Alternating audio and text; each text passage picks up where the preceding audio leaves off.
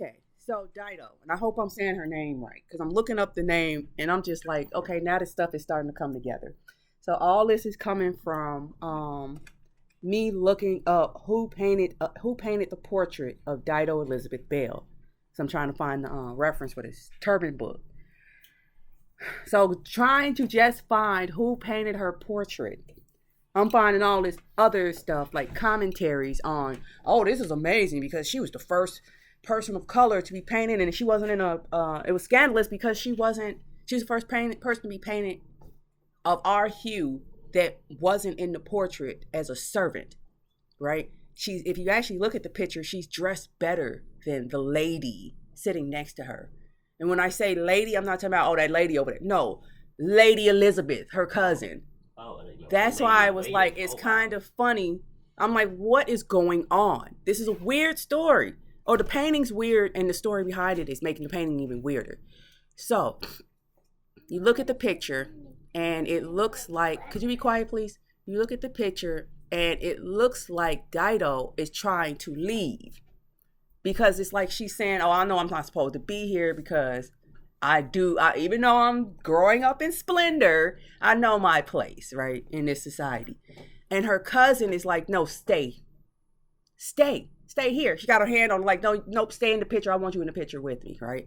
Why is it? I want the full picture. No, I want the full picture. And that's the thing too. When you look it up, they only ever show the headshot. The headshot. I thought this was a picture of a chick from like for years I thought this was a picture of, I want the full picture. There it is. I thought this was a picture of a woman in one of the colonies. This is in Scotland. Wait, what? This is in Scotland. That's her. Okay, this is her cousin Elizabeth. You see how she looks like she's trying to leave? Like, oh, I'm out. What? And I'm like, I gotta figure out why is she doing that with her finger? Yeah, what's with like the trickster pose? Yeah, what is she doing? I know. In Egyptian mythology, the little figure is like you're a student and it's showing your teacher that you're listening. So I gotta figure out what does this finger on your cheek mean. But let me finish.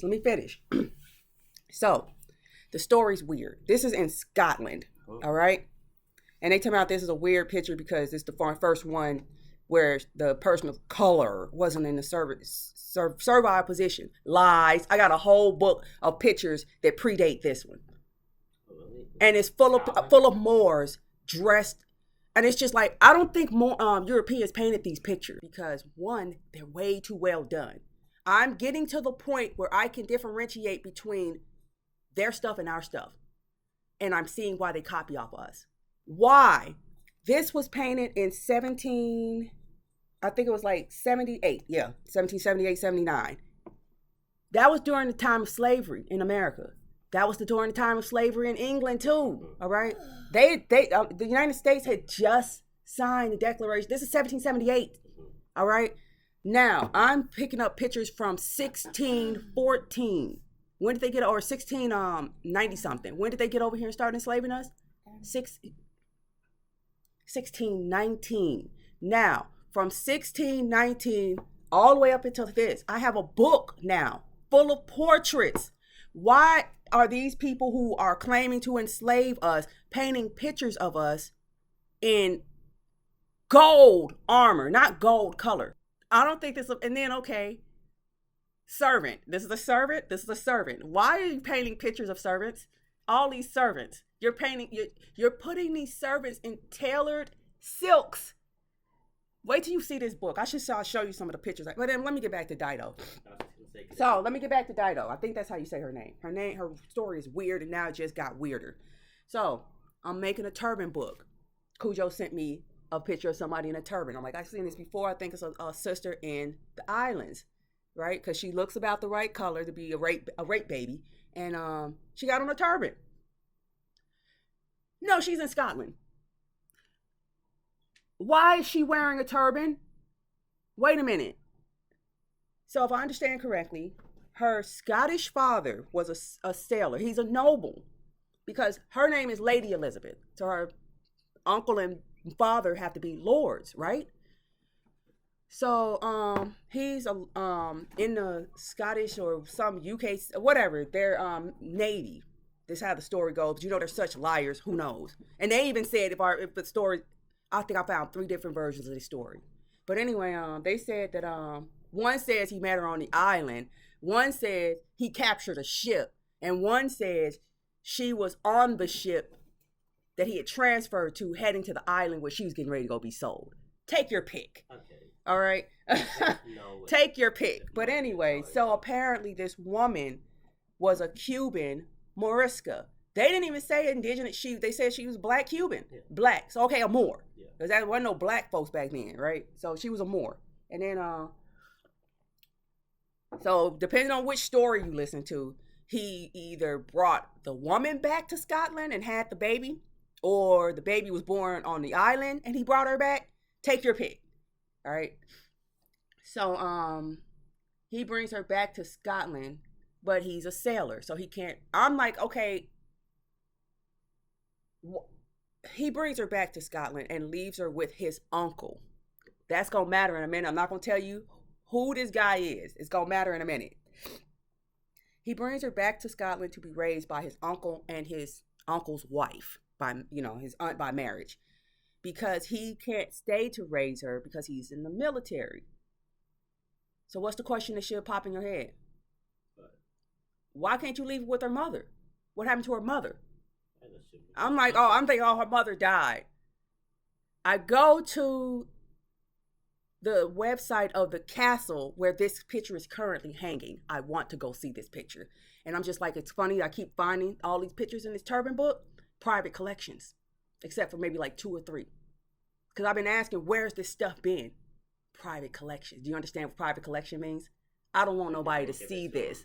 I don't want nobody to see this.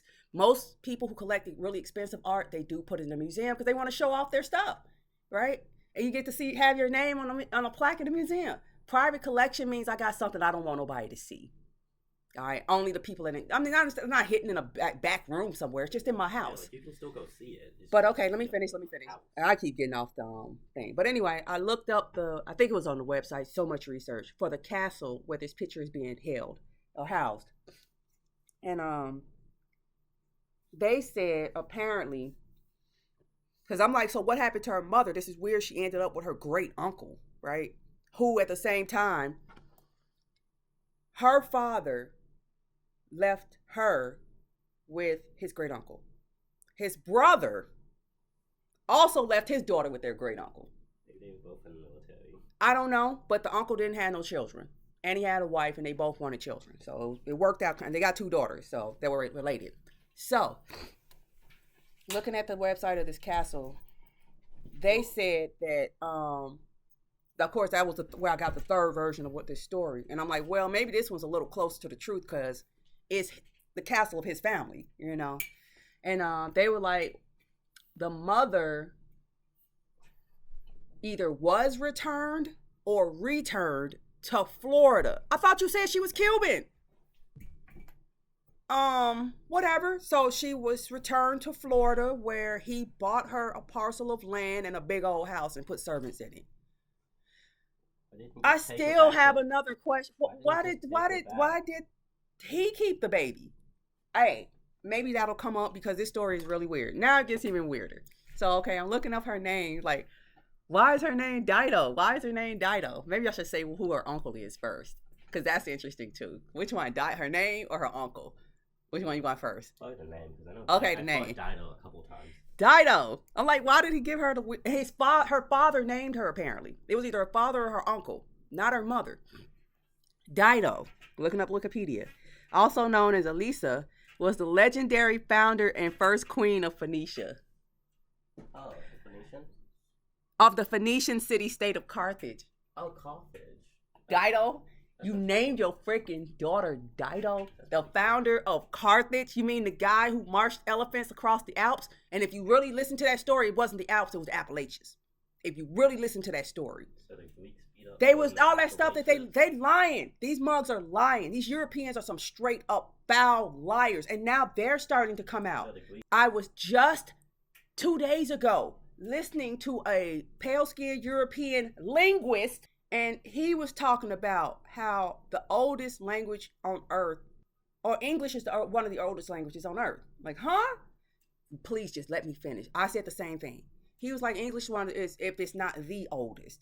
Because not saying it's like in its form today is the oldest, but based on the syllabary that's being used, that's the oldest syllabary on earth.